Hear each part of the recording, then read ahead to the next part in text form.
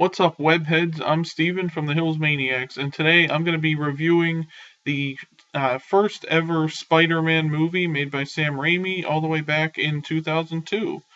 So let's get into it.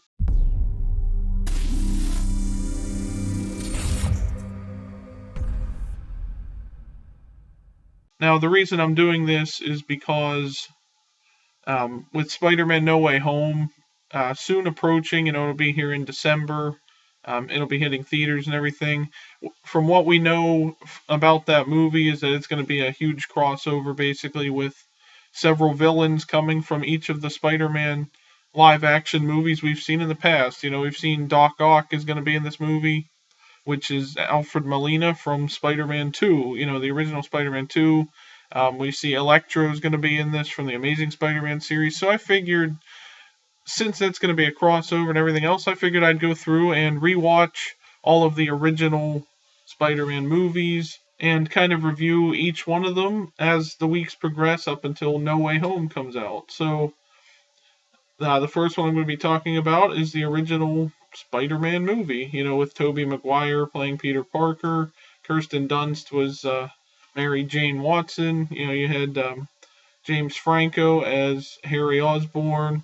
And, of course, the unforgettable Willem Dafoe as the Green Goblin, or Norman Osborn.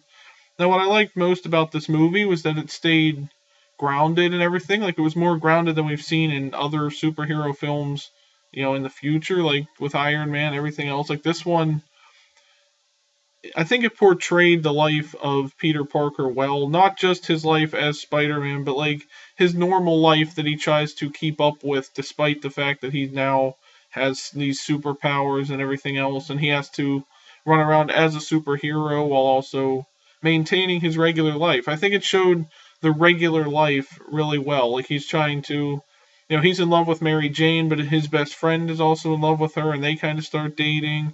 He's struggling to find a job. He's bullied in school a lot before he gets his powers and everything else.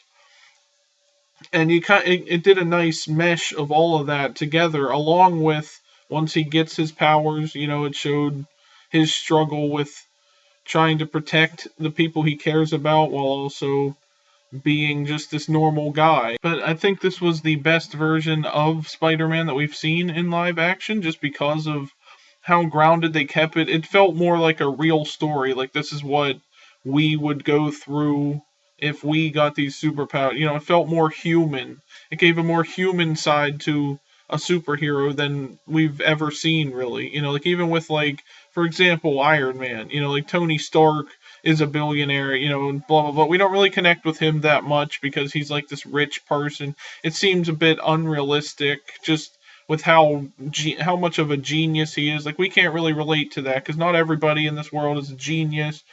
I certainly am not.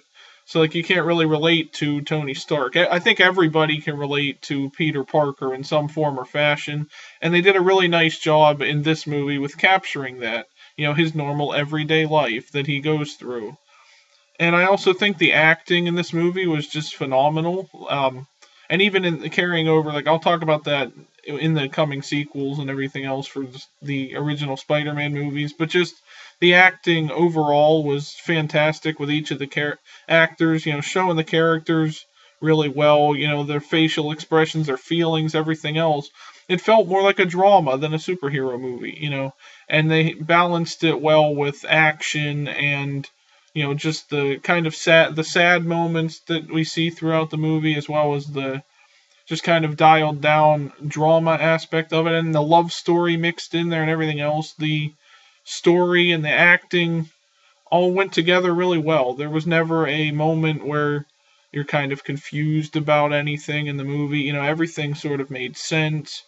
And even the parts where it, like, kind of goes back and forth between the characters, like, it'll show Peter and his Aunt May and Uncle Ben in this scene, and then the next scene it shows, Norman Osborn and Harry Osborn, and then it cuts back to Peter doing something, or just Mary Jane, whatever. It did a nice blend of all of that, where it transitioned smoothly and felt like everything was all connected, which is what you want out of any movie, really, let alone like a superhero movie. So I think it did a really nice job with that as well. And even just the story overall was just great. It's got that love story in there, plus it's also the superhero life. Like, we don't get that a lot with the superhero movies nowadays. Now it's just more like CGI battles and all kinds of stuff thrown in there. You don't really see the normal human side to them. Like, how does this affect their love life or their job or anything else like that? Them being a hero. Like, we don't see that with like Tony Stark. We don't see that with Thor. It's just kind of like he's a hero and he still gets the girl and all this stuff. But with Spider-Man, just the character of Spider-Man, let alone the movie itself, we get to see that struggle because he's the only hero that actually like faces off against just criminals in general and has to deal with all these struggles because he wants to keep up. He doesn't want the world to know who he is because his loved ones will get hurt. And also with the newspaper and everything, like labeling him as a criminal and all this other stuff because he wears a mask. He'd be really good in the COVID times. But he doesn't want, he might get arrested and all this other stuff, or get in trouble with the government and things like that, so he can't let everybody know who he is. And that's the problem we see in the MCU, is like every hero is known to is known to the public and everything else. So it's like that kind of is a problem for them because now people attack them and everything else. The government comes after them, makes them sign contracts and all that stuff. You don't see that in this movie. We just see how does this affect the life of Peter Parker and his loved ones as well. Because he can't be with Mary Jane if he's also Spider-Man. So we get that struggle there, because at one point she tells him she loves him and stuff, and she wants to be with him, but he can't. He tells her he can't, and he can't tell her why, But we know it's because he wants to protect her, because if he is with her, but he's also Spider-Man, then a villain might find that out and then go after her like the Green Goblin did in this movie, So it's like, you get that internal struggle, which was portrayed really well by Tobey Maguire, by the way. Like, I give him props for acting as this character. Like, it's probably the best portrayal of Spider-Man, like I said. And you really get that and feel that struggle, even with all these other characters, like even Norman. He has to like keep up appearances, like he's this, the owner of a company and everything else, and now the company is starting to go downhill. They want him gone. Like, his board of directors is trying to fire him and everything else and sell the company. So now he kind of uses that to fuel his rage as the Green Goblin, while also trying to not seem like he's the Green Goblin. So he has this like dual identity crisis thing going on. So he has to keep up his secret as well, while trying to keep his life with Harry. And then, of course, you have Harry is also struggling. He's in love. He knows Peter is in love with Mary Jane, but he's also in love with Mary Jane. He kind of has issues with his dad, but he also loves his dad. So you get the look into the lives of every character in this movie and in this trilogy that we'll see, that continues on into the next sequels as well. So like, I think it was a really grounded movie, and they did really well showing the lives of all the characters, not just Peter. It didn't just focus on Peter, it focused on what Aunt May is doing, how she's dealing with losing Uncle Ben when he dies, and even before that, when Uncle Ben is there, like, you see how they're just this normal family and everything else. Like, you get all of that. Mary Jane is struggling in her household with her father, I guess, who yells at her and beats her all the time or whatever, and then Harry is a billionaire's kid, like stuff like that. So you get all those things, and they're just high school kids that graduated. They want to do normal things, especially Peter wants to live a normal life. But now, because of his great power, he now has the responsibility of, saving people from crime and everything else. And then there's also the villains that target him. And then, of course, you also get that struggle from Spider-Man of, like, the people he knows also become his villain. Like, I think that's always been that way in the comics. Like Norman Osborn was basically a second father figure to him after he loses Uncle Ben, but then he realizes he's the Green Goblin, so now they have to fight and he has to kill him.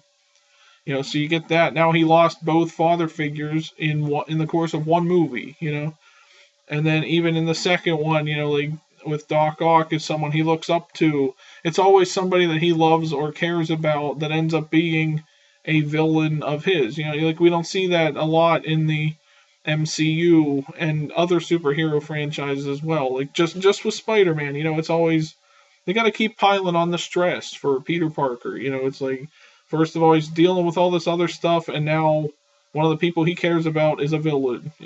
And now he has to deal with, especially after that ending, he has to deal with Harry wants to kill Spider-Man now because Spider-Man killed his father. They did a really nice job setting up the next movie with that as well. Because now that Norman is dead, Harry's like, I swear on my father's grave, Spider-Man will pay for this. Because all he saw was Spider-Man brings his father back into his house after he was killed by his own glider, and then he lays him on the bed, and then Harry walks in and sees that, so he thinks Spider-Man killed him.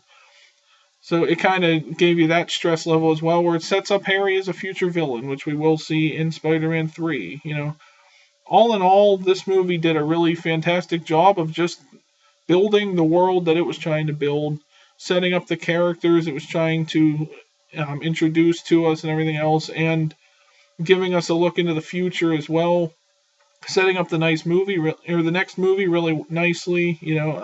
I didn't see anything wrong with this movie. It was all in all a perfect movie. If you haven't seen it, I would suggest checking it out, because I'd say it's probably the best superhero origin movie we've ever seen. Because it introduces us to his powers in this movie. Like we see how he gets his powers. We don't see that often anymore with superhero movies.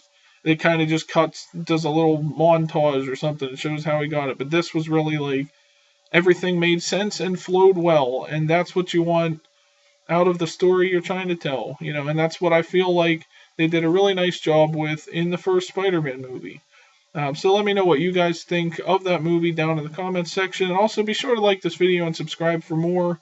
Every week over the next several weeks, I'm going to be talking about and reviewing each of the other live-action Spider-Man movies. I will not be including Into the Spider-Verse. I don't consider that a live-action movie. But if you guys would like, I will include it in the video I do after all this, where I'm going to just rank every Spider-Man movie, every Spider-Man live-action movie. I might include it in that, so stick around for that as well. So thank you for watching this video, everyone, and I'll see you next week where I review Spider-Man 2. Subscribe!